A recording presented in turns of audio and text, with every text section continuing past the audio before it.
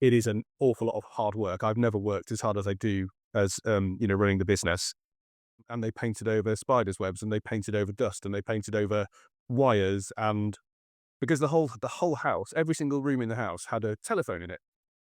What's really nice about social media in particular is that essentially, if you go through someone's feed, it's a little bit like an online CV. You can see their work, you can see what they've worked on, you can see the sort of projects that they've been involved with, and it would be a very stupid thing to try and make money off a project like this, really. Uh,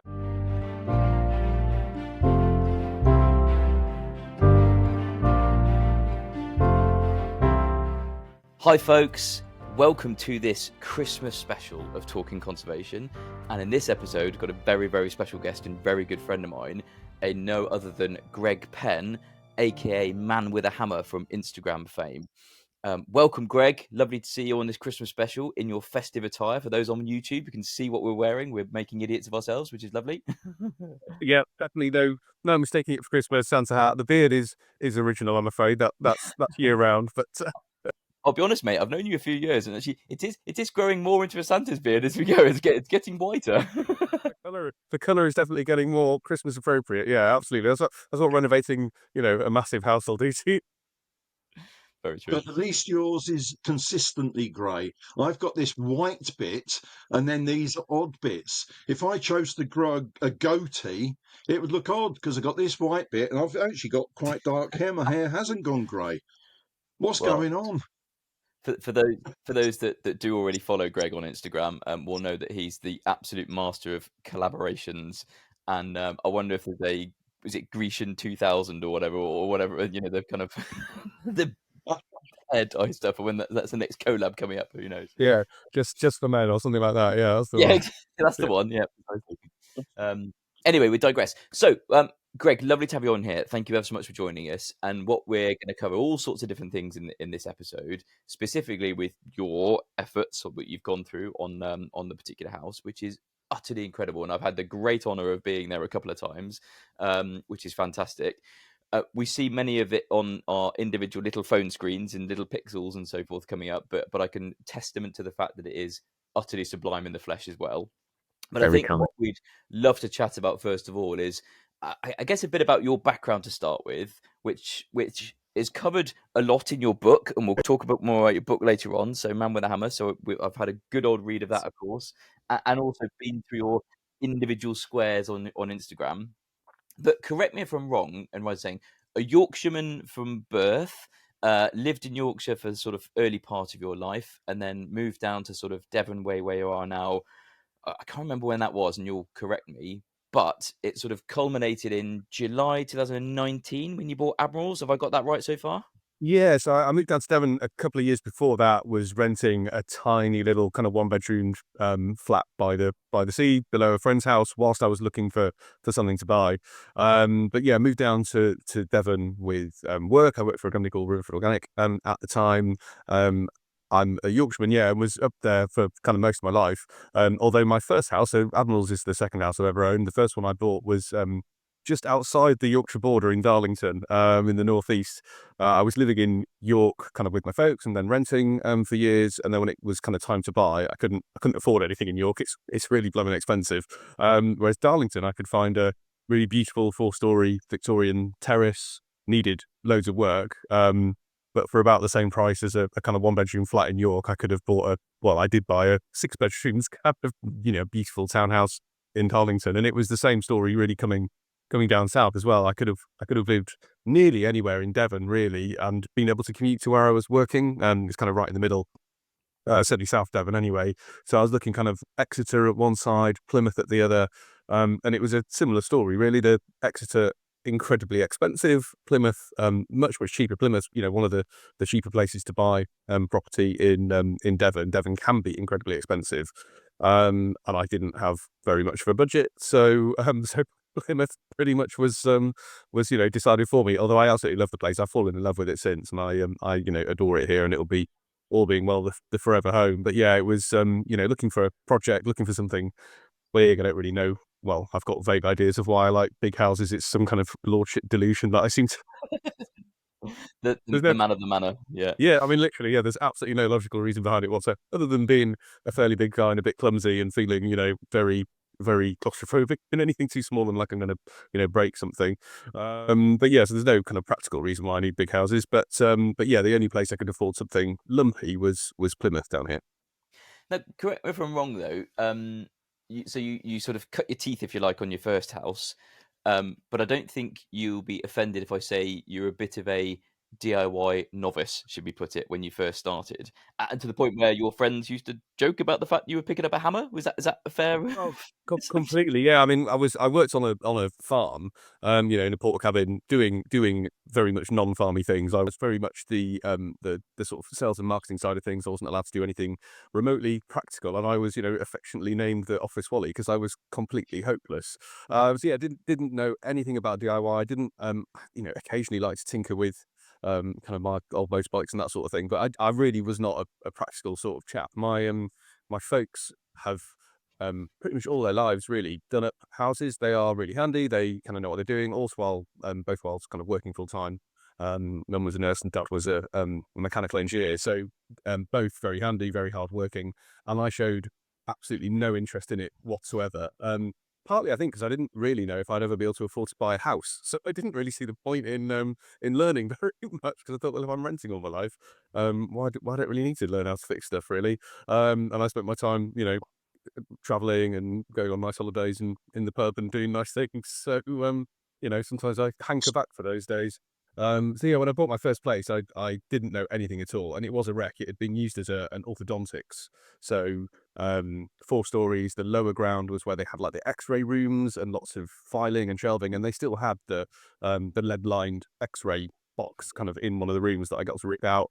And then the floor above was where they had the kind of reception and the main kind of thing with the dentist chair. And again, it had holes in all the walls for all the kind of ducting and air conditioning and, the kind of water pipes and stuff. And then the floor above, it had been converted into a sort of separate flat at some point, and again, bosh about quite badly. But they'd obviously at some point decided they need more space, and the sort of the kitchen, if you can call it that, in one of the rooms on the lower down ground, first floor, was sort of covered in plaster of Paris, literally on the ceiling, all over the walls, where they'd made all the molds for the teeth and Yeah, yeah, yeah. all the bits and pieces. So um, it had been on the market a while. Most people would have probably considered it not livable. Obviously, I moved in straight away and camped on the top floor because I didn't have the money not to, and just worked out how to do it from there, and sort of wondered how hard it would be. So yeah, completely. A novice. Very handy that my folks knew what they were doing a little bit and could offer me, bits and pieces of advice. And my pa could teach me sort of very basics in plumbing and that sort of thing, which I've gone on to learn a bit more about and stuff. But yeah, completely feckless and useless, when buying my first. I probably still am really, but, slightly less so now. You mentioned your folks and the fact they did up various bits and pieces, but it sounds as if even they weren't necessarily involved in the building trades as such to start with. Anyway, they've learnt from themselves. So, I mean, I'm fortunate in having a background where most of my family were in the building game. My grandfather was a carpenter, and so for me it was natural to pick up a hammer when I was 5 years old. So, but that sounds the very opposite to you. Um, Yes. so where did you all your parents, where did you actually learn anything from? And I presume with your parents there was no such thing as YouTube to check things on, so where did they get their knowledge? Where have you learnt your bits and pieces from? Yeah, I mean, I don't really know how people functioned before the internet. Actually, it sort of blows my mind slightly. Being at the age where it was sort of just coming in, I'm 40, so can remember time before the internet and doing lots of silly things, before mobile phones and that sort of stuff. But certainly when it comes to learning anything house related, I started 10 years ago, pretty much showing an interest and needing to learn, and you just go on YouTube, you go on Google. There's obviously lots of books and things as well that you can, use. But I think video learning for a lot of it is so handy. And there's some incredibly generous people, professionals that are, hugely generous with their time and their expertise, that sort of teach you. It's absolutely amazing. So I think now you can kind of learn, almost anything. Um, quite how my folks did it. I don't know, and it was very much driven out of necessity. They were young, they didn't have very much money. They bought a tiny two up, two down terrace, and and and did it up. They worked out how to do it, and I think they started. I was at slightly the under of the scale and started with something fairly big, but they started with something tiny, and necessity is the mother of invention, and you just work it out. Neither of their parents or were from the trades or particularly interested or supportive in kind of that part of their lives. They were absolutely kind of on their own when it came to it, and they just worked out how to do it. And I think with each project, it got a little bit bigger and a little bit bigger. They've certainly never taken on anything like this or anything as old as this. I think with a lot of kind of building stuff, and if you take your time and are interested, nothing is that hard. It can be really hard work, it can be quite physical, it can be cold and dusty and all the rest of it, but a lot of it is quite straightforward. It's a little bit different if you're building very fine cabinetry or, plaster work or something like that. That's absolutely a different ball game. But I think, 95% of what most people will encounter is is relatively straightforward. I would say, as long as you take your time and go through the processes, and it can take you ages. Like it took me sort of 6 months to restore 4 windows. I think this summer, amongst doing other things, bits and pieces. But it doesn't mean it's fast or anything like that. But it's not hugely complicated, I wouldn't say, with the resources that we have available now. I'd love to be a fly on the wall, when you told your folks, when having heard about the journey they went through in terms of starting small and scaling up sort of thing in terms of doing the things, when you sort of said, "Mum, Dad, I'm gonna follow in your footsteps. I've bought a place to do it myself." And they went, "Oh, lovely, darling. Let's have a look on Rightmove what it is." And they went, "What are you doing, Greg? Yeah, I mean, it Talk was us through literally that." they thought I was insane. They thought I'd because I'd never showed any interest, I'd never showed any aptitude for it or anything like that, and they literally went, "Are you? We will be supportive. We will encourage you." And they're not they're not sort of negative people in that way, but they were just Yeah. like, "This is going to be really hard." Mhm. And this is nothing that you've shown remotely being interested in whatsoever. Because I haven't shown any interest at that point in design or interiors or anything. I kind of liked old stuff and I liked old buildings. And all the houses I'd rented were, you know, whether it be an old kind of farm cottage or a little Victorian terrace or something like that. I was always in old houses. But beyond that, was completely uninterested really. And so they were walking around it. They had a little look around with me when I like on my sort of final viewing before kind of signing on the line, and they were just like, "This is really big and really bad, and are you absolutely sure that this is what you want to do?" So yeah, Did they actually help you, physically help you, in the first one at least? Yeah. yeah. With the first one particularly, with quite a bit. I mean, I'm handy. My dad's sort of built like me, and he's quite big and strong. And there's some jobs that just need a bit of muscle, frankly, Yeah. and two pairs of pretty strong hands in order to be able to shift stuff and do stuff. So no, they were. And like when it came to doing my first bit of kind of plumbing in the bathroom and that sort of thing, yeah, they were definitely on hand. And it was nice then because they were a lot closer than they were when I bought this place. Obviously, I moved from 400 miles down south, which is not, not quite as convenient. But yeah, with that first one, they were really. I still did the bulk of it, but it was great being able to go through some of those firsts with them in particular, and pick their brains. And what's quite nice is we've sort of gone full circle now. They're doing yet another renovation, in their sort of mid to late 60s.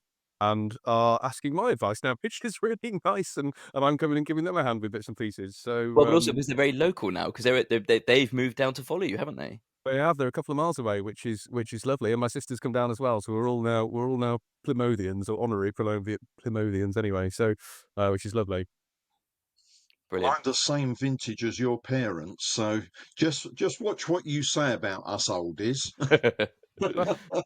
It's more the age. This one that they bought is Edwardian, and again, that it's been a while since they've been in a kind of period home, and tastes have changed, and things have moved on a little bit since they did it. Their last house was a sort of converted chapel, but inside was kind of a modern box almost. So it hadn't Yeah. it had been sort of semi converted when they bought it, but very badly in a lot of ways. But it meant that they weren't really working with an old house, even though it was sat inside a Victorian chapel. It didn't feel like it in lots of ways. So whereas this one is really beautiful Edwardian 7 bedroom lump. So yeah, it's a nice thing. Can I just pick you up on something you mentioned earlier. You sort of said, "Oh, well, there's nothing too difficult in the building trade," and to a large extent, I completely agree. There's nothing you can't pick up. However, you mentioned repairing windows. There is an element of skill there and ability, because if you can't cut a piece of wood in a straight line, you're not going to be able to do any carpentry. And so anyone can be taught to cut a piece of wood, and anyone could eventually learn how to wield a hammer and a saw. Doesn't mean to say they're going to be any good at it. And so, I mean, and I can honestly say, and I think Rich and I have said this in the past, we're both comfortable with things like carpentry and things, and I've done wiring, plumbing. I know you youngsters nowadays are not allowed to do that, but I actually completely rewired a house, completely put in. I mean, I actually blew a main fuse in a house, but that's another story. But of course, nowadays you can't really get involved in quite the same way. You can't, because otherwise you blow a main fuse, Stephen. I wired up my cellar and I did something wrong, and all of a sudden, bang! And it was the main fuse that went. And when they came in, they said, "What on earth have you done?" Yeah. And they spotted it immediately. They said, "That's Yeah. what's wrong." The good old days when I can tell you about the times I've been thrown across the room touching the wrong wire. I have. And at one point, my wife called me Mr. Leak, because whenever I did plumbing, it failed. I mean, it's very rare that I ever turn the taps on and there's not at least one leak when I turn the pressure back on. It's nearly inevitable, isn't it? It's It I, is. It yeah. is.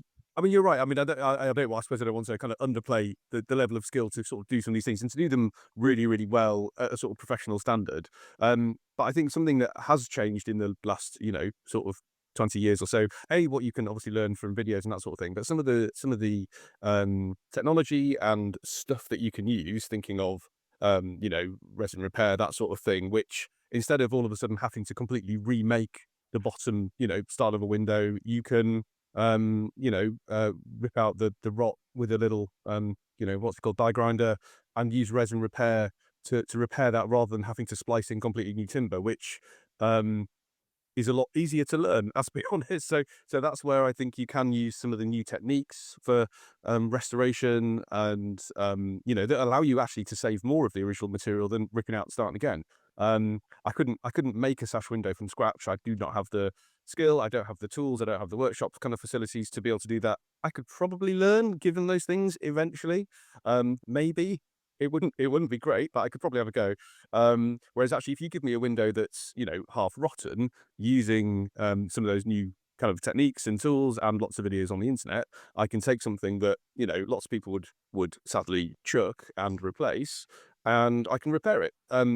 Relatively straightforwardly. And I actually think my partner, who's really good at baking, would be better at a lot of that because she's really good with a palette knife and kind of smoothing things down. And again, as long as you follow the 7 processes to follow, and as long as you follow them religiously and take your time, and again, it takes ages. There's a professional will come in and do it in a day. Probably took me a week to do each little bit, but it can be done. I think so. We're definitely in a place where even if you look at plumbing bits and push fit and all that sort of stuff, which I know people have varying degrees of enthusiasm for, but compared to welding copper and bending copper and all that sort of stuff, it's a lot easier to run a 25-meter bit of 22 mm pipe up 5 stories than it is trying to do that with 3-meter lengths of copper. So yeah, I don't want to kind of diminish anyone's skill, because there is an amazing skill in craftsmanship and artistry, but there's a lot of stuff out there, like I say, for kind of 90% of the grunt work, if you like, rather than the really fine finessing bits and pieces, that's a which really good point, and I think better left to the professionals. where both That you a and lot of I people could do resonate, in their Greg, own homes. and you probably, Stephen, as well, I'm sure, with this, in terms of it's the ability to repair and mend your own home. And I think over the several decades, that's almost been lost, and it is passed down to me through to my father, much like it was for you, Greg, and in fact you, Stephen, as you mentioned, in terms of the family, which is just an understanding of the mechanics and this and the not just the science, but the physics of how things are put together and how they work, and understanding how they work, and think actually I'm capable of fixing that because it's only a simple problem that's occurred, or it's a relatively easy mend. Like you say, the really fine finessing of stuff you would need to get a profession in to do, but actually the bulk of what you can do on your home is repair it yourself. And I think potentially risk of being in an echo chamber here. We're maybe the old school in terms of we can fix our own homes to a certain or lesser degree, whereas I think quite a few people now actually have to subcontract that to get others in to do it. Yeah, I think it's to be celebrated. I think.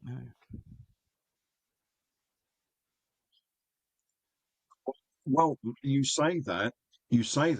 My daughter's bought a doer-upper, and she's subcontracted the work to me.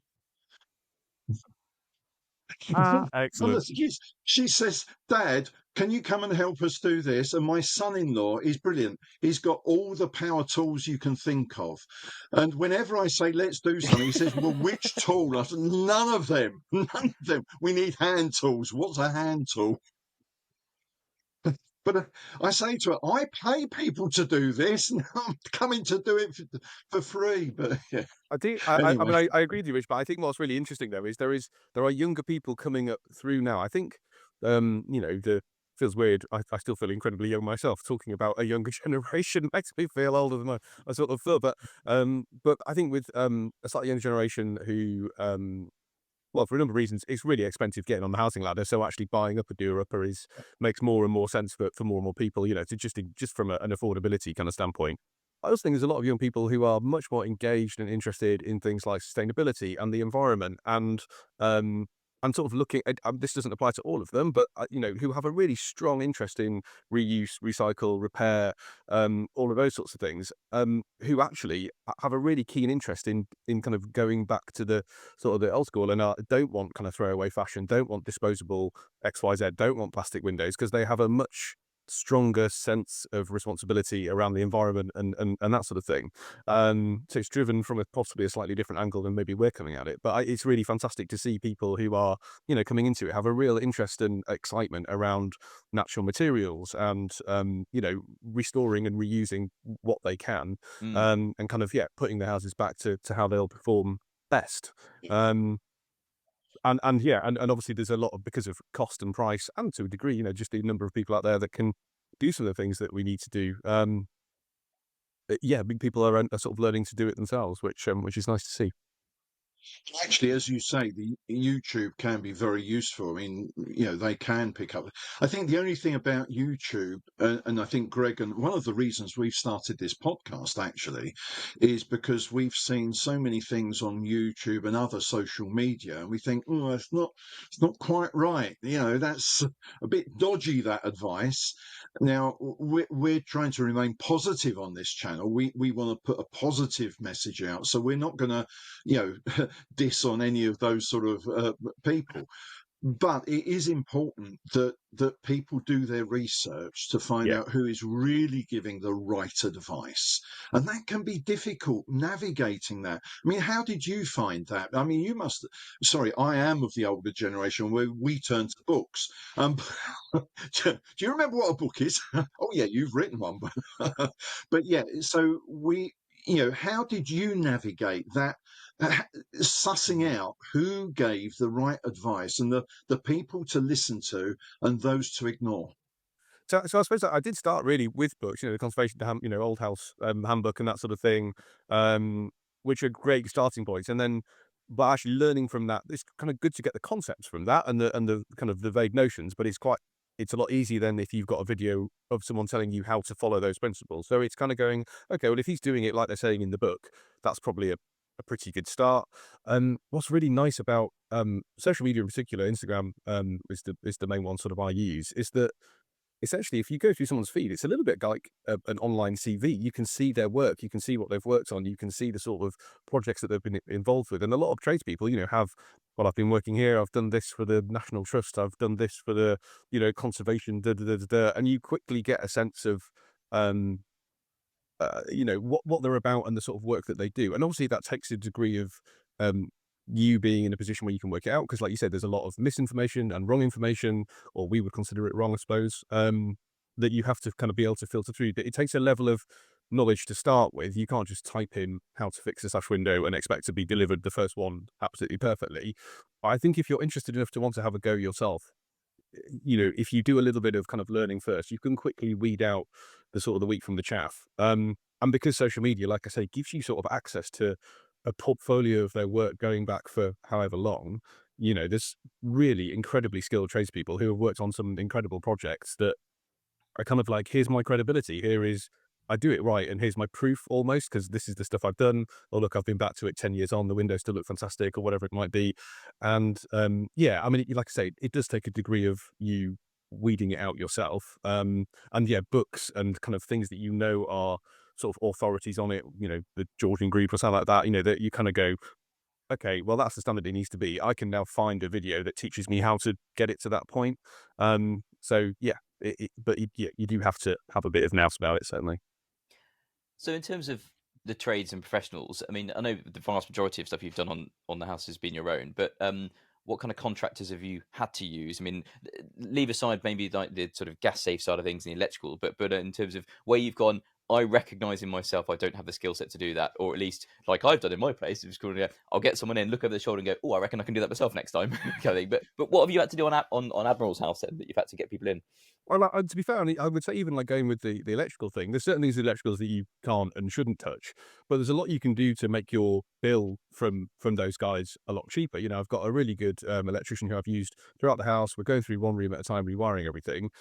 I have the knowledge to kind of work it all out. I've got the knowledge to know where everything's going. So I do the lighting plan, I know the rings and all that sort of thing, where they're going. I then channel things out and do a lot of the stuff that he hates doing and his teammates doing. He doesn't want to be, knocking holes in things and, pulling up floorboards. And also when he pulls up floorboards, he does it quickly because he's an electrician. Whereas I am, oh, that's a really precious board. I want to, make sure that's okay. So I'll take the time and just make sure everything, is ready for him.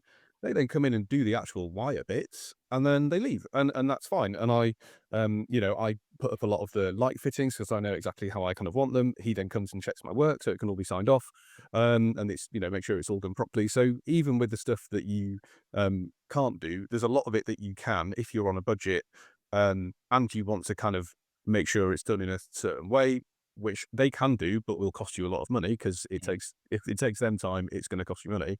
And then they can come in and do the bits that their professional skill is absolutely necessary to do, and connect it. Do all the final connections once they've checked everything, and everything's safe and good to go. So yeah, even with those, the roof I didn't tackle. Funnily enough, five stories up, that was definitely something that I left to the professionals. Again, there's some things that I could probably learn how to do, but from a kind of time cost perspective, isn't worth it. Plastering is quite a big one. I can, but I'm very bad at it. It's I suppose this is where the kind of skill versus what you can learn. Plastering to me feels like the sort of thing that you just have to do a lot of to be good at. You can't read a book about plastering and then straight away be good at plastering. There's kind of a muscle memory, there's a feel, there's a touch. And to be good at it, I just think you have to do a lot of plastering. I really don't like plastering and don't want to do a lot of it. So what they can do in a day would take me a week to do, and I can do other things with my time that is kind of more valuable to me. The finish is better. It's a sort of hard, messy job. That and in a formal house like this where the finish wants to be kind of right, I think if I had an old cob cottage where I wanted lots of texture on the walls and things, it would be quite different. So there's that. Obviously anything to do with gas, absolutely, but beyond that, really, there's been some carpentry jobs that are beyond my skill set. Curved panels indoors that need splicing and stuff. I don't have the tools or the knowledge to be able to do that. But really, that's about, and I certainly didn't build my kitchen. That would be, outside of my scope. But yeah, beyond that, there's not a lot really that I've not done myself. I just pick you up on the plastering and the plastering and the pointing. I totally agree. I'm hopeless with wet trades. But the one thing I have learned over the years and from clients actually is that when you're talking about modern materials, plaster in particular, you're quite right. It goes off so quickly. If you don't get it right the first time, you've got no chance, and you're stuffed basically. And similar with pointing actually, Yeah, and rendering. However, with traditional lime materials, because they go off much slower, you've got time. If you do it one day and you go back next and think, oh, it's not quite right, you can amend it. There, yeah, there's a lot more forgiveness in yes. traditional materials. There is, and it is, and I suppose again it depends on the scale. Everything's so big and tall and high here that it just, it would be. I mean, I'd have a better physique and my shoulders would probably be a bit stronger, but it's sort of the scale of it that if you're constantly going and tweaking and touching, it just, I could be for like months fettling and drying and doing all that sort of stuff. So it's just one of those jobs where, and I found really good guys who I've used everywhere. Again, I find remarkable value. Compared to some trades, they are incredibly good value, if that makes sense. I think, compared to plumbers, and when you see the work they do and they work blooming hard for their money, it feels like incredibly good value. And I'm very hard to go out and do a job that earns money to pay them because I just know how long it would take me to kind of get to that. But in this house, like I say, I think if I was doing up something a lot more rustic where the finish was slightly less precious, the rooms were more modest in size and scale and height, I absolutely would have a go. But and like I said, I've done bits and pieces and patching and that sort of stuff. But yeah, when it's kind of like no, the whole, there's a lot of work to do to get it right. It's a job that, in my opinion, is well happily left to the professionals. So, would love to move on to a bit more about the professional advice side of things because you're grade two listed at Admirals, and would be nice to touch on the I guess the conversations, the challenges that you may or may not have had with the conservation officer and advice on making changes because most of what you've done has been a restoration and has been restoring what was there without any major changes. But have you had to take advice professionally to in terms of what you could or couldn't do? Not much. I've had conversations. Obviously, there's been some things that have the roof was a big one. Even though I wasn't making any changes, it was just slates off. New battens, new felt, slates, the old slates back on with new ones where needed. Mm, I'll be honest. The process for getting that through planning. Bear in mind there was a hole in the roof at this point, and I was making literally no changes. And given the job of the conservation officer is to protect these old buildings, and there was a hole in my roof, it still took 6 months to get permission to repair the roof. Stuff like that I find incredibly frustrating. Um, Even going through that process, having to submit before and after drawings, there was no change. I literally submitted the same drawing twice, with before on one and after on the other. It's so there are some frustrations around some of those processes. I've kind of got lots to potentially say on it without kind of wanting to sort of upset anyone. But one of the reasons I chose Admiral's house is because partly because of the size of it, it's enormous, meant that I didn't have to make really any changes, certainly anything kind of structural, anything touching the kind of original materials. I didn't need to change any doorways, didn't want to take out any fireplaces, didn't want to change any walls. Certainly would never, want to replace any windows or anything like that, other than with, identical replacements, which I have done and got permission for that very easily. It was what I would probably, as a DIYer, shy away from a listed property that I wanted to do make a lot of changes to, because I know that I would need to start adding zeros to my budget, which don't exist. No, Well, it dare I say it actually as well, you're the perfect custodian for that property because the whole reason of listing is in order to not freeze it in a point in time, but to you adapt your lifestyle to the building, not the other yeah, way around. Is how ideally we want things to happen. So absolutely. And even obviously the kitchen is now in a different room to, well, originally it would have been buried in the lower ground and kind of in a sort of dark room at the back of the house. So it's changed rooms, but the whole thing could be removed, and once removed, you'd never know that it was there. So I haven't done anything to that room that if you took it out, it couldn't be turned straight back into the room it was beforehand. So I've been really careful where I have made, you know, changes. They haven't affected the material or the kind of what the room could be put back to. Nothing original has been removed. Even where I've kind of put a cupboard over a doorway, the doorway is still there with its knob attached, with the architrave around it. You know, if someone took that fridge out of the way, the door's there and it could be reused.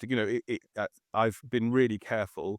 There are some changes I would love to make. Actually, there's a sort of back stairs that isn't mm. original. That's not very nice. It doesn't go anywhere because at some point they put a butler's kind of toilet halfway on a landing somewhere. Um, it's completely pointless to the house now in the modern era without a horde of household staff running around. But the likelihood is that I won't have the money to get the architects involved, to get the planning permission done, to do anything with that. It could be made much better for the whole house. It would make the house much useful and nicer to live in and look better from the outside because the stairs kind of cut across windows in weird ways. Um, but I just know that as a whole can of worms that I don't want to open up. And that staircase will probably, be shut off. It's got doors into the landings, and you never see it. And it'll be a kind of wasted part of the house because I just know the cost of doing. I probably wouldn't be allowed anyway, which is absolutely fine. I know there are reasons around that. But even if I did manage to get something through, it would cost such a lot of money with all the drawings and all the heritage statements appropriately, really. But it's just not worth my time and effort for the sake of having a few other rooms in the house when the house is big enough already. And again, I bought the house kind of knowing that I didn't buy it thinking, oh, great, I'll be able to knock that staircase out and blah, blah, blah. I won't. And short of a lottery win one day, those stairs will kind of remain. I probably won't even restore them because I won't ever go on them. I'll probably put a cupboard on one of the landings for, I don't know, Christmas decorations or something. Well, it's It'll like be a a kind of, spot to put her shoes, isn't it, on each step, I suppose? yeah, It's that's it. like a Yeah. walk-in wardrobe type thing, yeah. Absolutely, yeah. So yeah, I bought it knowing I wouldn't be able to make any of the changes like that. I didn't really want to make any of the changes. If the staircase had been a deal breaker, I wouldn't have bought the house because I knew I wouldn't likely ever have the budget to take on something like that. Even though in my personal opinion, the house could be significantly improved if I was able to do something with it. Uh, um, so yeah, it's sort of knowing how to pick your battles. And I've heard again because of what I do on Instagram, I've got lots of followers, lots of whom have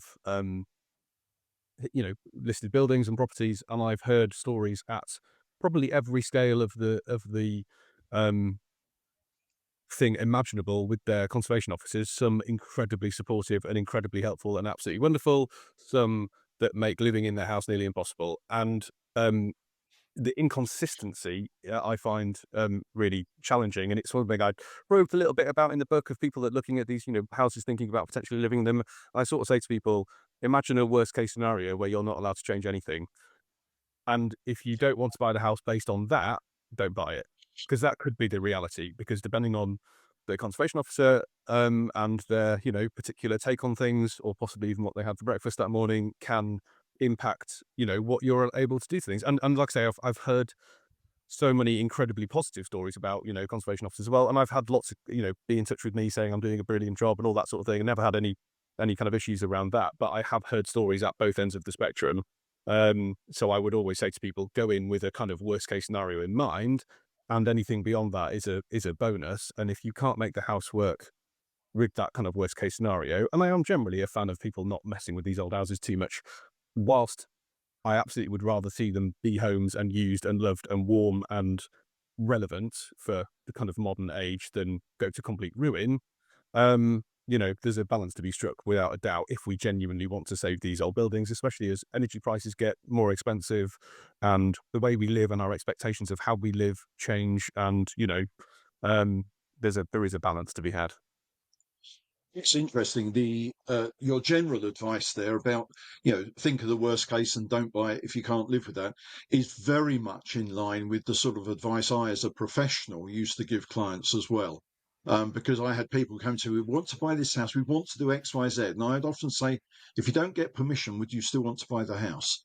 And if the answer was no, I'd say, think about it twice. Yeah.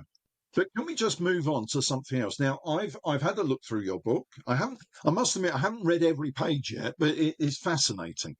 And, and what I find is I get the impression you're quite a flamboyant character here. Um, and your your taste in decor and design is interesting. I mean, I like it, but it's very particular. Can you just talk to us about how you came to decide what sort of design and things? Is this just your personal likes, or was there a bit more research and thinking about it?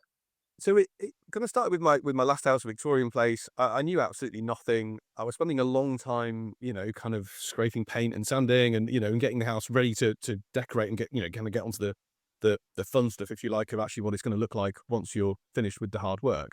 And I kind of thought, well, it takes this just as much effort to paint the whole place, magnolia, as it does to paint it interesting colours. I've done all this work to get it to the point where it's going to look good in terms of the quality of the finish and that sort of thing. It's going to last. Um, why not spend a bit of time learning how to make it into something I'm actually going to really like and will be quite special. So, with my last house, it was less around, I suppose it's sympathetic in terms of the decor, although I think what I did actually is probably not far off what the Georgians would have done. Quite a lot of big, dark, sort of strong colours. Certainly with kind of the kitchen and stuff, it was, you know, quite traditional cabinetry, all handmade, that sort of thing. But when I was looking at Admirals, which I'd learnt a lot more at that point, I also had a bit more time to kind of, the buying process took absolutely ages. So I had quite a long time in my little flat reading and researching about, Georgian interiors and the period of the house, the period of the architecture.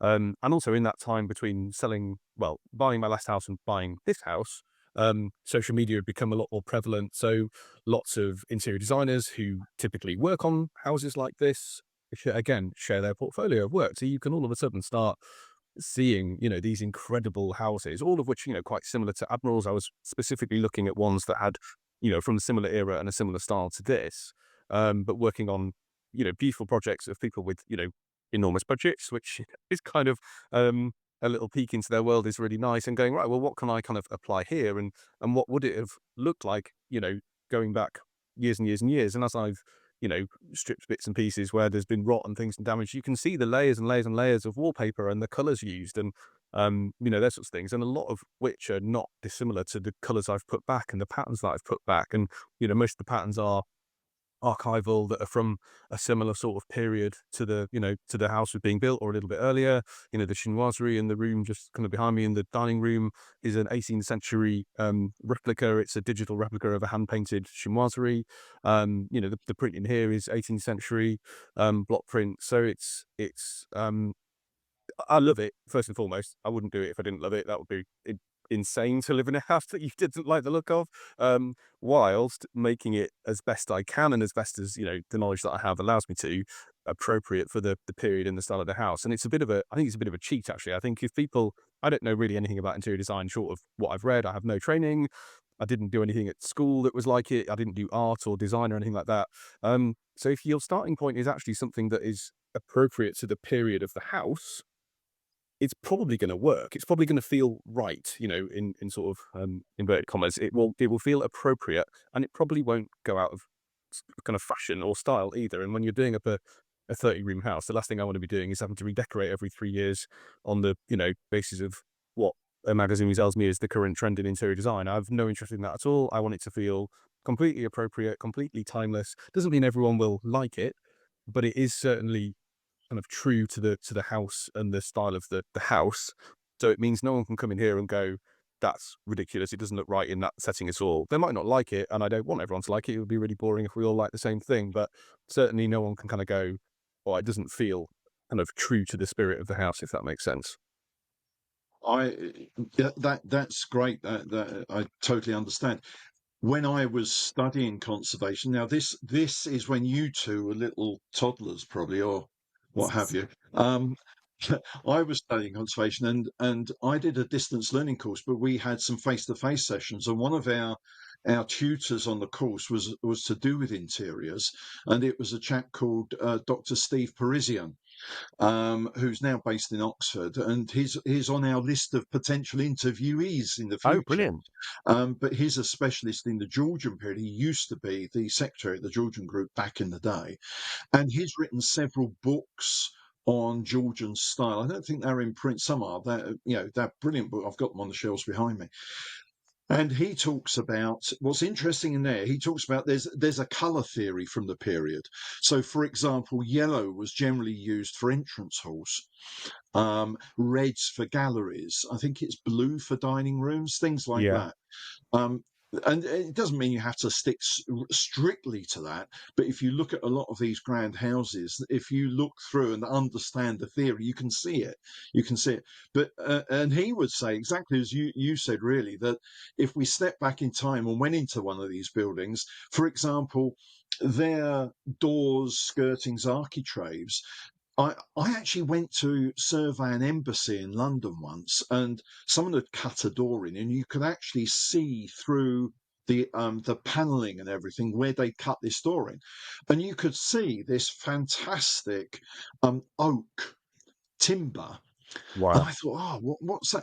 And on top of it, they'd got a mahogany grain paint finish because at the time it was done, oak was rubbish. That's old school. We want this modern mahogany from the Americas. You know, we want that appearance. So they used to paint what we would love to see. They used to paint it this brown, and he said, you know, who'd want to live with that nowadays? And he makes a good point. But the other thing he was talking about was there's a difference between authentic and sympathetic. Most of us wouldn't want to live in authentic decor because if it's really authentic, would we really like it? But sympathetic is a different matter. And it sounds to me as if you've gone down that route. You've gone down a sympathetic route. So it's not authentic in the strict sense, but it's using patterns, materials, colours from the right period in a way that is sympathetic. Is that a correct Yeah. summary, perhaps? Couldn't agree more. I mean, first and foremost, it's this is my home. This is where I hopefully will live forever. I bought it as my forever home. That was always the intention. I'm not doing it to sell or make money. It would be a very stupid thing to try and make money off a project like this, really. Um, so it has to function as a home in the 21st century for me and my partner. But, you know, beyond anything else, beyond whether it's a Georgian period wallpaper or not, you know, that's the sort of that's the starting point.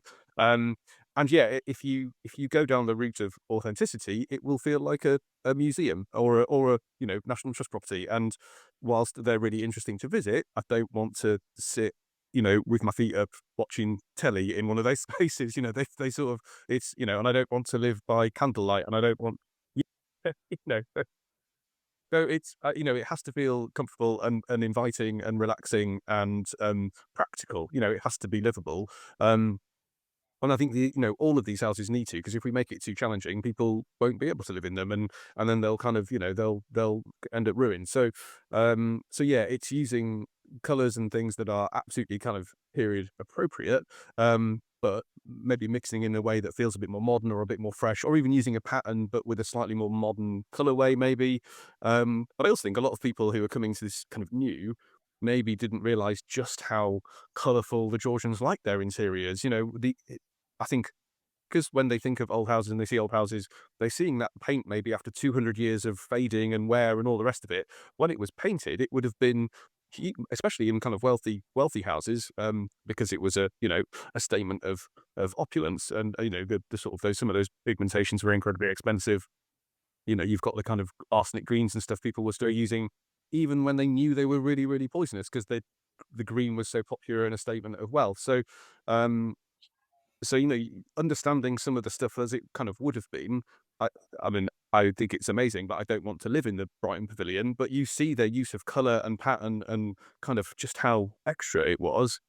I think then gives you almost a little bit of that permission to really kind of go for it here, and it shouldn't all feel dour and old and faded and muted. You know, you can have some fun with it because the Georgians absolutely would have done. I mean, they built an oval room for no reason other than to show off to their mates, you know, so, in this house. So it's kind of, you know, really it kind of allows you to have some fun with it. And I think these houses should be fun places to live. That's why they were built. They were built to show off. They were built to kind of impress people and I think to not enjoy that side of it is to lose a little bit of their point and purpose. So Totally agree, and I think it's I find it incredibly difficult to find some old digital photos of things that were taken at the time. It's very hard.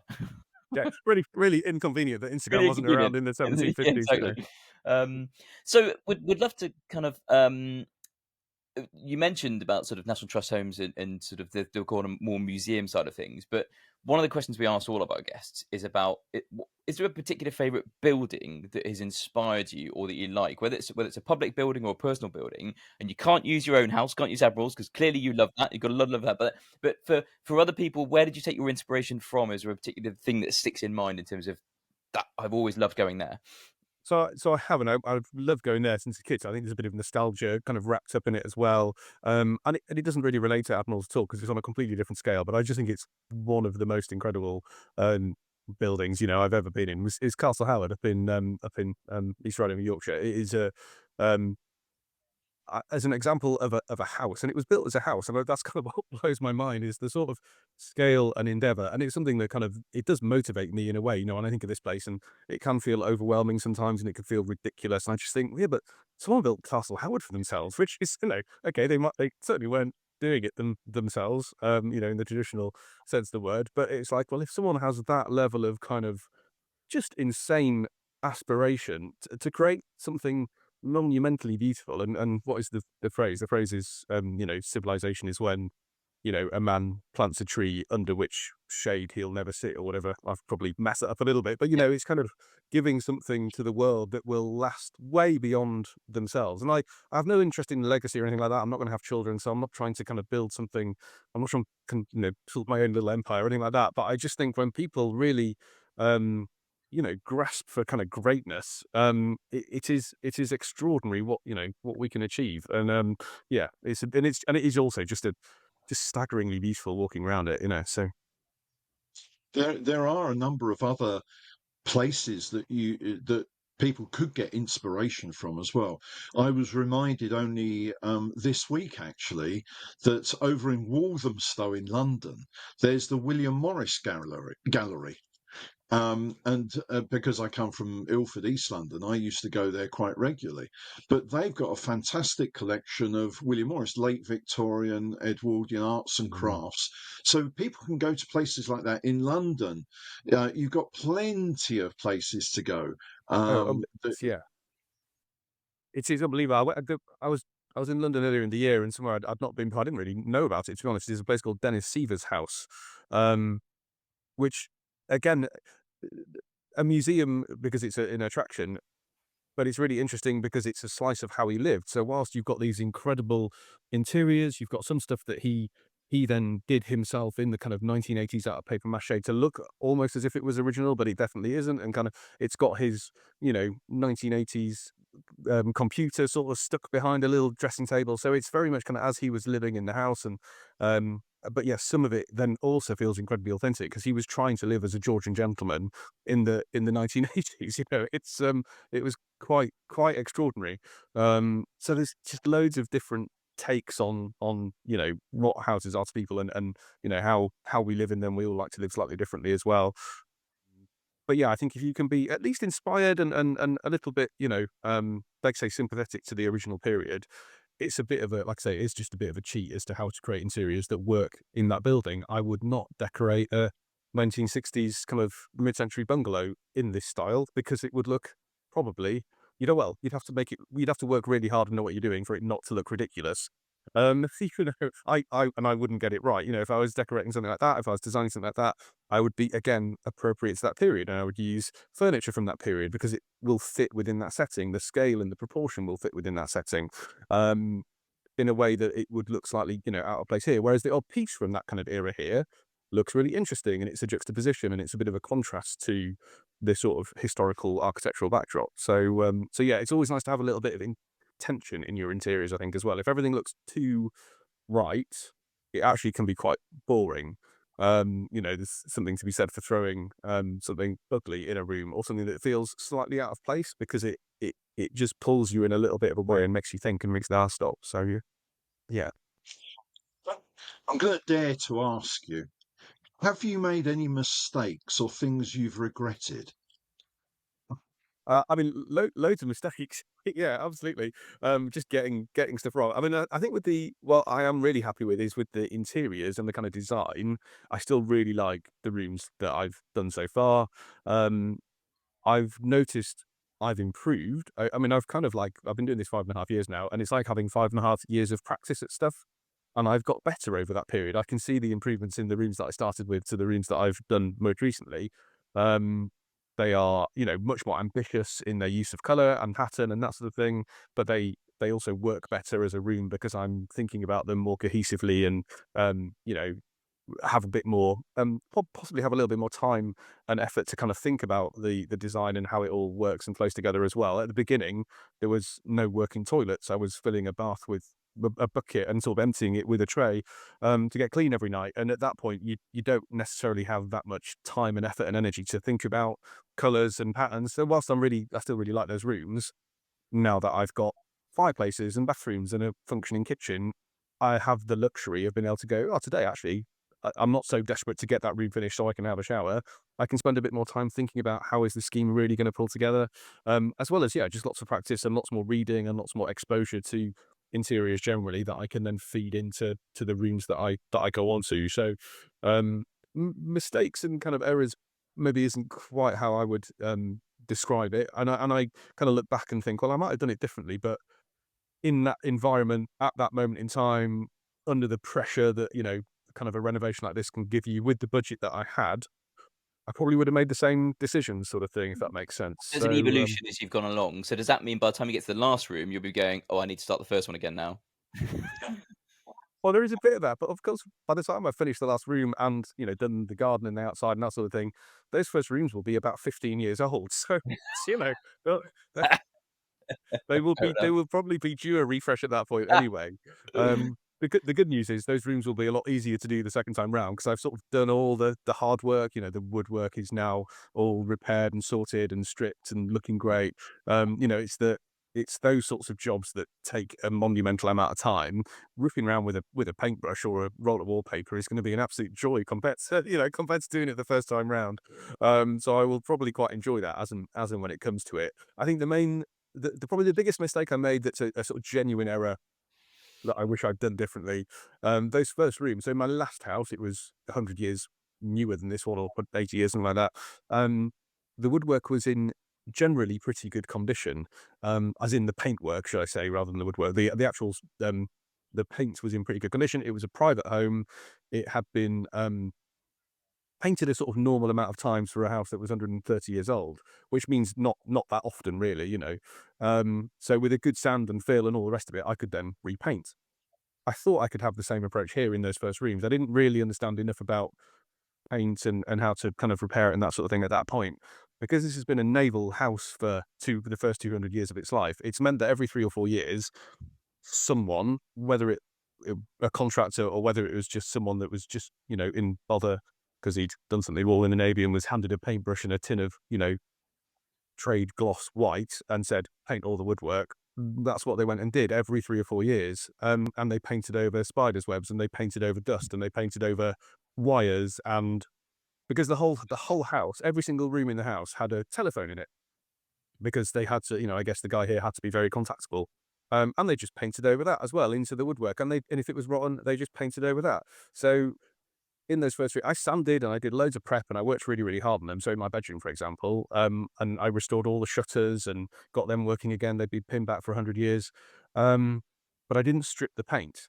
And I thought a good sand and a fill would be enough, but the paint has been so badly applied over the years, and there are layers and layers and layers and layers of it, that now my kind of the existing paintwork that I've done, which when it was done, it looked pretty good. It was a bit lumpy and bumpy, but it was generally pretty good.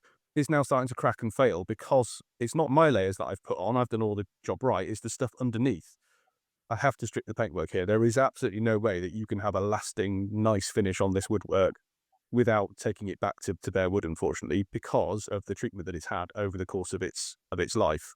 Whereas in my last place, because it had been painted maybe, I don't know, 10 times, maybe not even that, and people had done quite a nice job because people had looked after it because it was their home. And a navy house, a military house, is very different. It was never someone's home. It was just somewhere that they lived for 3 or 4 years, and moved on. They never really cared about it. It was a nice place to live as long as they were, they had a cook, they had staff, they were very well looked after, and they'd have had nice parties. They didn't care whether the woodwork was, in good condition, particularly because they were busy, and it was a rental for them almost, that they weren't paying for. So it was never loved like it would have been had it been someone's family home. So it hasn't quite been. The Navy did quite a good job of looking after it in the very basic sense of keeping the roof on and that sort of thing, but they never sort of loved it in terms of kind of looking after it like you would a urine house.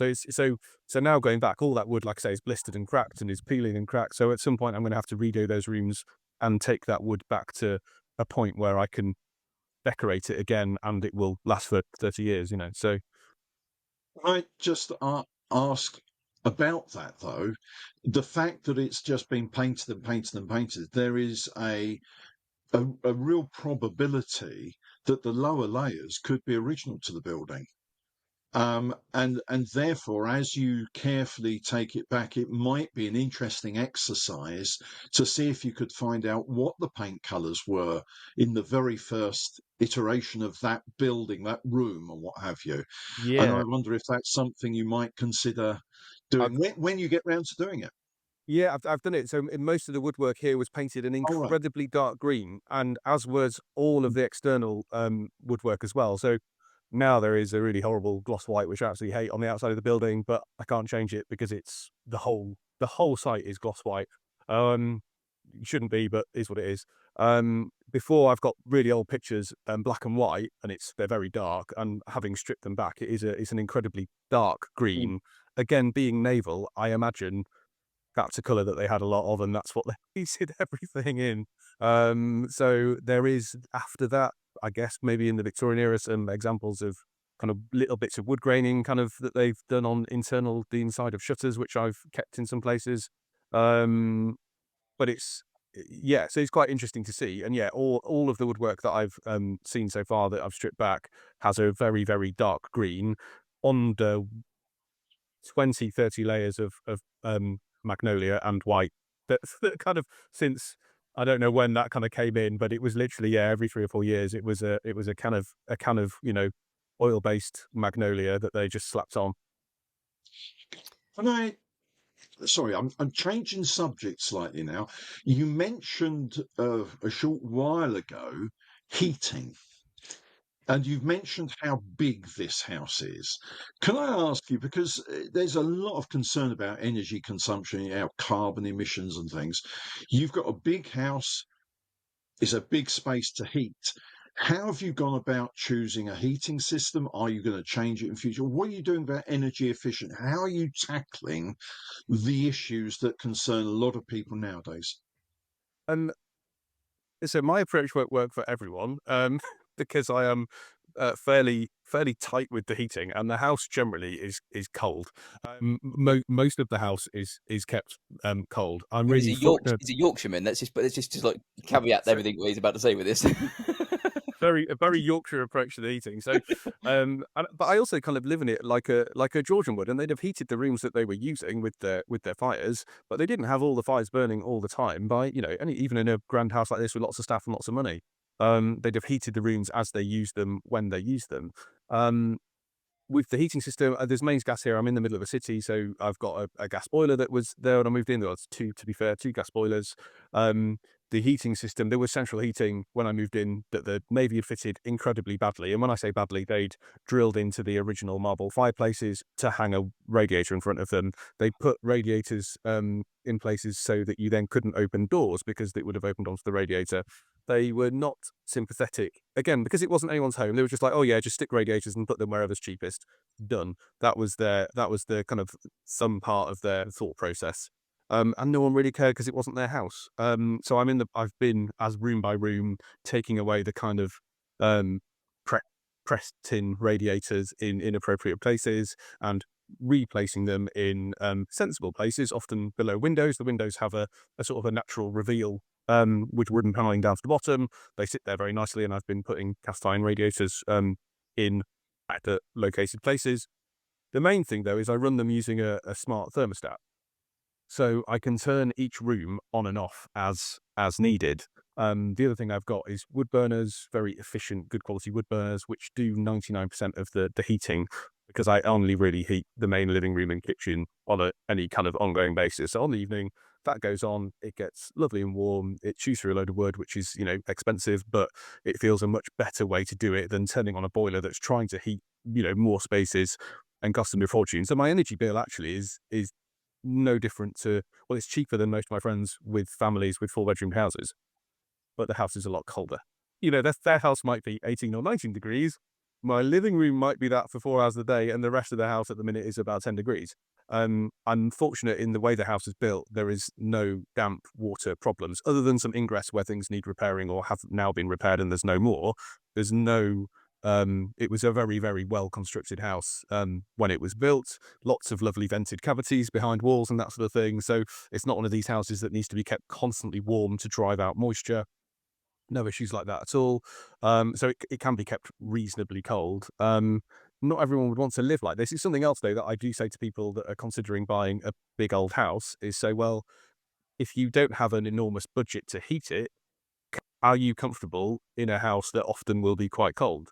And can you live like that? Can you layer up? Can you kind of live in one or two rooms for a lot of the time, spending most of your time there and heat those only, whether it be through fires, wood burners, or, smart heating that you can zone?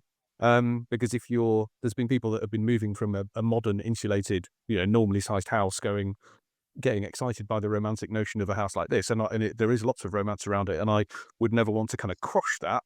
But you also have to have the sensible hat on going, well, my bedroom got down to 5 degrees for chunks of last year, and not everyone would want to live like that because I'm doing it on a really, really modest budget. And I do think it's a shame if we get to the point where these houses can only be owned by the vastly wealthy because it costs £2 a month to eat or something like that. So, um, and again, technology is helping. There's a limit to what I can do. Obviously, single glazed windows. I can't insulate it really in any meaningful way other than something in the roof.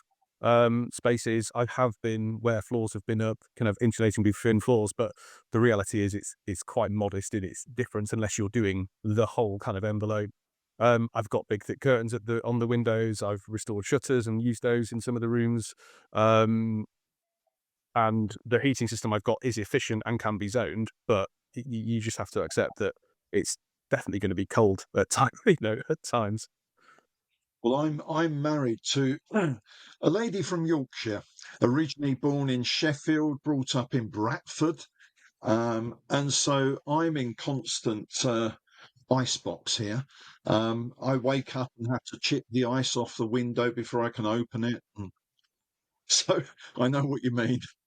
Excellent. So, Greg, you're currently working on the lower ground floor, which is almost a self-contained little apartment, as the aim being, correct me if I'm wrong, to maybe use that as an Airbnb type thing. But so what's that's the kind of current project, but what's the kind of next room or space you're going to tackle, sort of the short to medium term, and then almost longer term in terms of the use of the house? What's the plan? I'd love to know. Yeah, so that lower ground, which on its own is about 2,000 square foot, so it's quite a big space. It's as big as a sort of most four-bedroom houses. It's got its own entrance from the front. It's got its own entrance in the back. It would have obviously been the servants' kind of working quarters originally. That will be a sort of separate, standalone, two-bedroomed kind of little holiday let that I'll probably only just offer to people that follow me. Really, that there's a lot of people with a real interest in seeing the house, and they've been kind of following it for years and have read the book and would love to spend some time in it. So it's going to be really nice to be able to offer that. Obviously, it means the house is working and paying its way a little bit, which would be nice. It might mean I can turn the heating on a bit more frequently. And obviously, I don't need 5 stories and 30 rooms for the two of us. So it would be it would be slight folly. And I do think when you've got a house of this scale, it's great if it can. And I'd much rather that be downstairs and being used and being warm and being enjoyed than sitting empty, or I don't know, putting a gym that I might use once a year in it or something. It feels ridiculous. So that's really exciting. That's what I'm working on now, and I'll get that, I think, finished before I do anything else in the kind of the rest of the house. I'm in quite a tricky situation, so I've got a lot of tools and a lot of stuff, as you might imagine, that come with doing a renovation like this.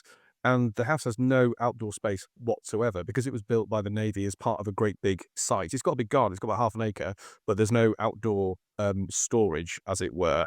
And because it's in a conservation area, even if I want to put a shed up, I need well, and it's listed, but even just for a little garden shed, I need permission because it's in a conservation area, which takes money and time and planning and effort and all the rest of it. So I'm using some of the rooms that I haven't done for storage for all my tools and to cut wood in and all that sort of stuff. So before I can then tackle kind of the rest of the house, and I'll be working kind of from the very top floor, which is in the eaves, would have been the old servants' kind of living rooms, if you like, the bedrooms down. I need to find some way to get some external storage for tools, and there's a bit of a workshop, but I need to apply for that and hopefully will be granted. I mean, it makes sense and I don't think it'll be an issue, but it's just time, effort, money that I've not had up to this point to be able to do. So before I can kind of tackle those parts of the house, I need to get that sorted. And then, going through doing that top floor, there's a sort of utility laundry room that needs doing. And then I can finally tackle the staircase and kind of landings, because there's no point doing this until all the rest of the house is kind of finished. Then it'll be a case of sorting out any of the externals. There'll be a lot of time spent repairing windows and woodwork and that sort of thing in time.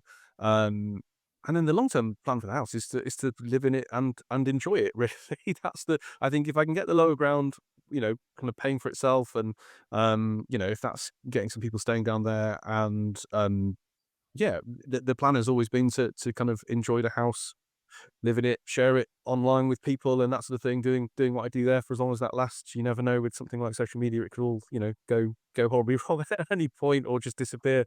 Um, but for as long as that's lasts, I will continue to share it and enjoy it, and hopefully people enjoy it as well. But yeah, I think there's probably, even just getting round once for the first time doing everything, there's probably another 10 years worth of work at the rate that I'm currently going. Nothing happens quickly. I'm obviously doing it alongside running my business, which takes sort of 40, 50 hours a week. So finding time to renovate and have any kind of life balance, which I probably didn't have for the first 4 years. I was probably working between house, work, business, etc., 100 hours a week. I am definitely more balanced now with my approach to everything, because it was, it's not going to end well. But it'll take as long as it takes, because like I said, there's no end game in terms of, I've got to do it for this date because I'm going to sell it, or because I've got something coming up. It will sort of be my life's work, and I'm quite happy with that because I really enjoyed doing it, and I'm really enjoying living here and doing what I'm doing. So yeah, it doesn't really matter how long it takes. Probably a bit like your place, Rich, I would imagine, similar sort of, point of view on it, really. Um, I'd love to ask more about the social media side of things, but I'm on my own here, and someone's at the door.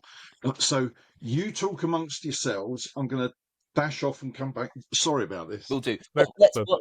while Stephen's away, because I know we've had conversations, Greg, about you mentioned your business, and for some of the listeners out there that don't already follow you, it'd be nice to sort of drill into that in terms of what that business actually is. Now, some of the people I suspect that know you do some product placement type stuff or some marketing using your platform might think, this guy's getting paid to renovate his own house. What a dream job. Now, I know the reality of this, but I think it might be helpful to just explain what the reality of what that actually means when it's a case of, Yeah. it's not quite as simple as just someone paying you to renovate your own house, mate, but go for it. So, I mean, it is a dream job. It is a dream come true for me. No, I absolutely love it. But I think people do often think, oh well, you just put a picture up and away you Yeah, go, and it takes 10 minutes.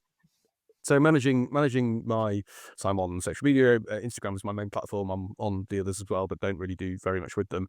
And I've since written a book and that sort of thing, which has taken time. And I manage some other businesses' social media, so it's a bit more to it than that. But the bulk of my income comes from my time on social media. I've got 320 odd thousand followers now. Um, and with very high engagement. I'm really, proud to have one of the, I think, the highest engagement rates of any house account in the country, that I know of anyway. Um, which is a lot of work, and it's work that I love. And whenever I sort of say it's a lot of work, I don't ever want this to be moaning, because it's not at all. And this is the whole aim of social media, is that you get this kind of engagement. But when I get between 3 and 5 thousand messages every single week, which I reply to myself personally, every whenever I single one. post, Yeah, which yeah, so incredible. which is busy. My thumbs have probably got RSI at some point. Um, I Whenever I post, I think my average comments is about 1,000, maybe a little bit more. Again, I reply personally to every single one of those. And one of the things that's changed I've been on social media now for sort of 7, 8 years, since my last house, really, which it was just a bit of fun at that point. And it organically, amazingly turned into this bigger thing. Um, but it's now very heavily, as you know, Rich, I know, slanted towards video um, footage now as well. It used to just be, you take a nice picture Yeah, and write a nice caption and some words, and that was enough. And it's absolutely not enough now, unfortunately. And it's one of my one of the sort of banes of my life, that I now have to. I'm learning to become a videographer and a video editor and a sound man and a kind of acting director and an actor and a Santa Claus for this sort of recent stuff. So I pretended to be the real man there, obviously himself, for the most recent video, and it just and these things just take ages. I mean, literally ages. I think the sort of the video that we did then, it was sort of a half a day of shooting. There's always half a day of kind of cleaning the house as well, to get it to the point where I can actually take photos and videos of it. There's then, a sort of half a day of editing and making it all like flow into one, 50-second video, whatever it is. And then I obviously post it, and then there's a day of kind of replying to people. So that one little bit of content that people just see a 50-second glimpse of us having a bit of fun dressed as Santa. Um, is sort of 2.5, 3 days of work. And also that wasn't an advert for anything. That was just us having some fun, do something that I thought people might, make people smile and have some fun for Christmas. That's 3 days of unpaid work, pretty. So there's an awful lot of time and effort and energy for those kind of little glimpses of content that goes into creating a platform where I've got amazing dialogue with my followers, and they can ask me anything and I will always reply and give my kind of honest opinions. Um, I guess you did point where that brands then will reach out and want to work with you, and use Admiral's house as the backdrop to some of their really beautiful products. And I'm in a really lucky position that I get way more offers of work than I can say yes to, which means I can cherry pick the stuff that I really love and would kind of want to use and use naturally anyway. And it's a very odd way to make a living, but it is allowing me, because I can do that in the evenings and I can do it on weekends and I can do it, at 6 a.m. laid in bed before I get up, to brave the cold, and then I can spend a chunk of the day actually working on the house. Sure, I don't want to do it 6 a.m. or at midnight. So in that sense, it's allowed me to give up the sort of the day job, as it were. I couldn't do both. I was in a really lucky position to be furloughed from my normal full-time 40-hour week job.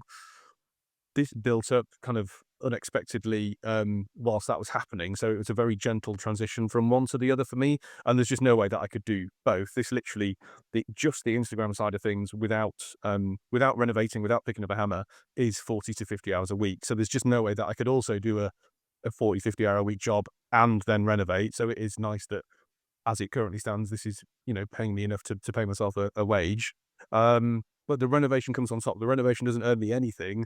The Instagram is what pays my bills, and I have to prioritize that because there are bills to pay. And at some point, there is definitely work coming that I can't do. There's a flat roof section coming out of the kitchen. I can't. I don't know how to do flat roofs. There's also, there's going to be kind of railings that need replacing. There's some really horrible kind of 1960s railings that I would like one day to replace with beautiful cast iron, ones in keeping with the ones at the front that will need permission and all the rest of it. That's going to cost a load of money. I am not going to start making cast iron railings myself. So the work that I'm doing, and I'm working really hard at it, is all funding the project as best it can and paying my mortgage and the buying the logs and buying my food and that sort of thing. So yeah, it's an amazing way to make a living. I can't believe some of the opportunities I've had come my way through it. Stuff, been exposed to a world that I never thought I would be a part of. I've just worked with a company for glasses, so I can now call myself a male glasses model, which again is absolutely insane as a sort of balding, slightly overweight 40-year-old. So sort of for these kind of things to happen, but and it's really only with the support of my followers that I could do it. But it is an awful lot of hard work. I've never worked as hard as I do as running the business.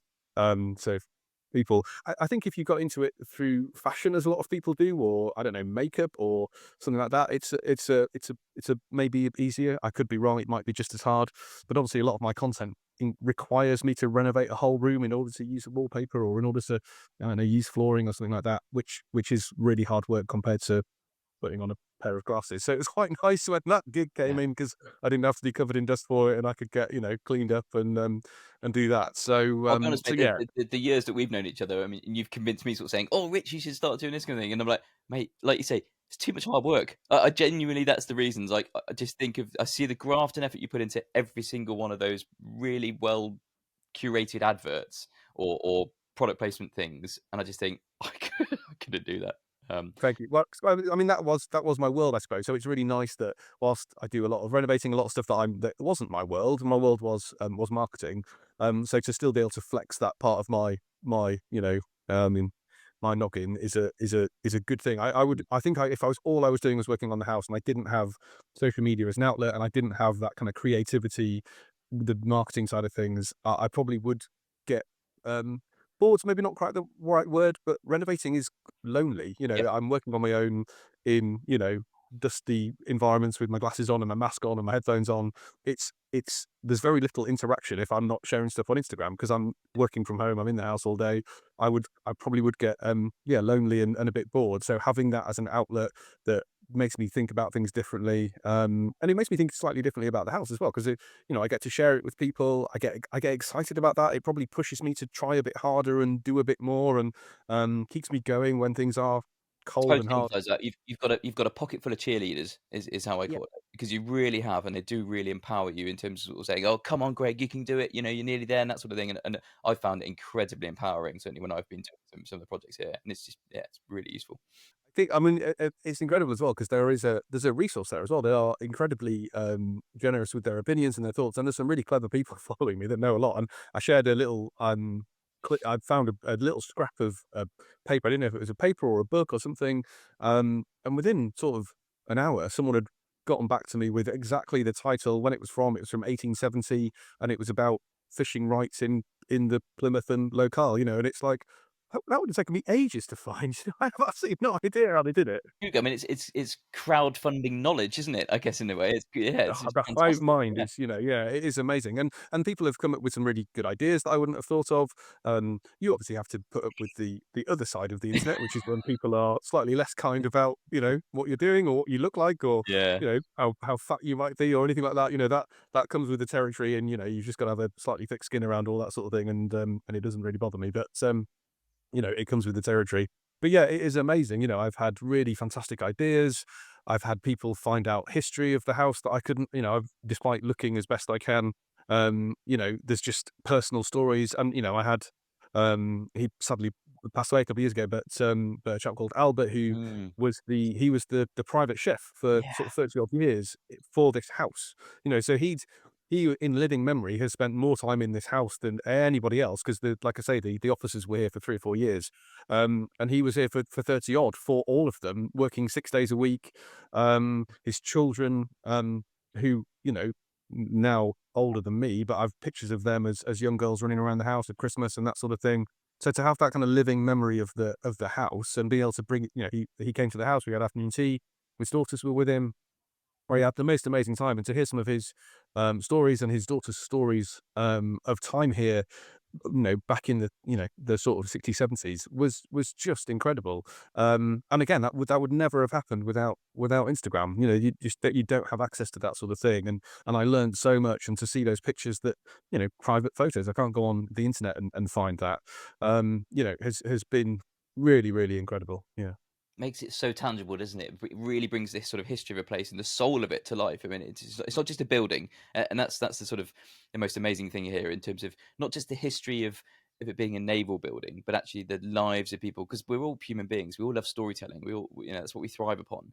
And Yeah. it really struck a chord with me when you sort of the stories we were talking about Albert, and reading it again in your book was yeah. I mean, I must admit, it brought a lump to my throat. Honestly, when reading about it, really incredible and lovely to hear. Yeah. It was a really special thing, and I think these buildings are really beautiful and they're really inspiring, and I love the building for the building's sake, but they really do come alive when you think of the lives that they have touched over the hundreds of years since they've been standing. Yeah. It's interesting, in many of the interviews we've had, how people have referred to the fact that it's not just about the building, it's about the history of the people and the fact that you're there and you think back over the people that have lived there. We've recently did an interview with Ian Flint, who's the CEO of Stowe Marie's Aerodrome in Essex, which is a Great War aerodrome. It's the only one in the world, and I've been there many times and worked there, and he says it's such an atmospheric place. And it's not just the buildings, Yeah. it's the thought of the people and what happened there that makes it special. And I suspect that's the same for you in Admiral's house, isn't it? It's not just the physical structure, it's that, yeah. Absolutely, and living amongst it, you can't help but feel it and think about it all the time. I mean, the kitchen that Albert cooked in, which will become a sort of a utility roomy laundry kind of room, will always be known as Albert's kitchen. If long after he passed, that is absolutely part of his legacy. And every time I go into the wine cellar, I think of the picture of him decanting from the sort of the gallon demijohns into the smaller bottles, because that's how the Navy have brought it in. So it those things really do make it way more than the sum of its parts. And I think even going forward as well, and this is why I do like seeing these houses lived in as family homes and as places where people live, because without that, they are just A building. just a building, or just a museum, or just they are far Mm. more interesting to Mm. me when they are still a part of someone's life and functioning as they were built for, which is someone's home. You know, in the instance of a house, yeah. Oh, oh, oh, oh. I heard you mention me. Now then. Ho, ho, ho, ho. The devil. Like, Now then, Greg. I understand you've been a very good boy this year. Ho, ho, ho. And you just mentioned me, and lo and behold, here I am. So Ha, ha, ha, ha, for those ha. who are listening on podcast, we've just had a visit from a special visitor, of course, with this Christmas special, and Santa Claus has just appeared on screen. Hello, absolutely everybody. amazing. Brilliant. Well, well, yes, yes, yes. It was very interesting meeting you, Greg, and I'd like you to finish off that flat roof because I need somewhere to land my sleigh. So I'm going. This is a bit itchy, actually. So I think I just need to go and I think I hear Stephen coming back. So I'll let him come back in a Excellent. minute. Well, Greg, we're coming to up to a kind of the time that we need to probably depart our ways, because I know you've got a load of renovations to be getting on with, mate. So there's a load of way to get on with. I really appreciate the time you've given Stephen and I. Um, Many people, I'm sure, already follow you on Instagram, but tell us about how they can get in touch with you directly or otherwise in different medias. What's the best way? Yeah, the best way for most, as long as I've got it, is Instagram. Man with a hammer, all one word. Very straightforward. That's where I'm mostly lurking. And like I say, if you send me a message, I will respond. And it is just me responding. I don't have the offer thing like Snapchat's to be a fine thing. Yeah, that's your best bet. I did write a book that was out in August, which is very exciting. I was going Which to is say, and we're just available. going to, so we'll definitely plug the book. So the book currently is on extra special offer at Amazon at the moment. So I'm a bit annoyed because I paid full price for the blooming thing, and now you're telling me it's reduced. Well, it's thanks to you, Greg, that you happened to put on one of your Instagrams, oh, it's now on Black Friday deal. Yeah. And I went on there and I thought, oh, it is. So I bought it and next day delivery and everything. About 6 hours later, I went back up onto the Amazon and the price had shot up. Yeah, yeah. It was the book selling world is an odd thing, and I don't really understand it. But yeah, I was Well, amazed to be asked to write it. A publishers approached me. Like I say, it came back out. It came out in August. Writing it was harder than I anticipated, but quite a lot of fun. It was really nice looking back at the work that I'd done. You do forget about stuff you did 3 or 4 years ago, but going back through those photos and finding all the the befores and that sort of thing of the rooms that I've done was yeah, really quite a heartwarming experience. And the response to it's been amazing. It made remarkably in its first week the Sunday Times bestsellers list, which I never thought I would be sitting here as a Sunday Times bestseller. So I'm enormously grateful. But yeah, so that's available as well. But yeah, Instagram is generally where people can find But me lurking if I'm they've got not, any if I'm questions. honest, I'm not in the slightest bit surprised, because it is very well written. You're an eloquent man, and that comes across in your captions, of course, and all the videos you do. So that's absolutely encapsulating this. This is written by you as well, not by some other kind of biographer of some sort. But also, it's genuinely really beautiful. So not just a picture from Instagram, but it's lovely, very well put together. So if you're after a Thank you very coffee much. table book, no, seriously, mate. I mean, yeah, it's excellent. I'm looking forward to the next edition. But you got to get on and do some rooms first, haven't you? I was going to say, people say, "Oh, you could do another one when the house is finished." It's like, well, the house that's going to be 10 years time. People will have forgotten about the first one at that point. So we should say, I definitely don't feel like I've naturally got another one in me. Certainly for any time soon. And it also it took me away from the house for 6 months, and I kind of itching to kind of be able to get back on and create some momentum. You do become a bit single minded when there's the house to be renovated, and doing something like this, you definitely have to be a little bit. There are compromises to be made, as I'm sure you guys will know as well. But yeah, if anyone has any questions on the back of this, then Instagram is the easiest and most responsive place that they will find me, certainly. well, we'll put links in the show notes for this anyway, so it makes it easier for anyone listening or watching. Yeah. Fab. Well, Greg, on that note, thank you ever so much for giving us some time this morning. Really look forward to seeing how things progress in the future, and all the best to you and Cot. Right, have a fantastic Christmas, buddy. Yes, Merry Christmas to you Happy guys. Thanks for having Christmas. me, and best of luck with the podcast. Yeah, it's been really nice listening to the first ones. I feel a bit of a fraud because I'm definitely not at the sort of expertise that your other other kind of contributions we've had, but it's going to be a really interesting podcast. So yeah, Well, thanks we hope guys. so. I mean, we've got a variety of guests, both from like yourself as a keen DIY homeowner doing something themselves, all the way through to, like you say, the kind of, if you like, the leading lights in conservation. So I mean, a broad church, should we say? But yeah, fabulous. Thanks so much, mate. Thank you very much. Bye. You've been listening to Talking Conservation, The podcast all about conservation of old, traditional, and historic buildings and sites. with me, Stephen Boniface. And me, Rich Aylesbury.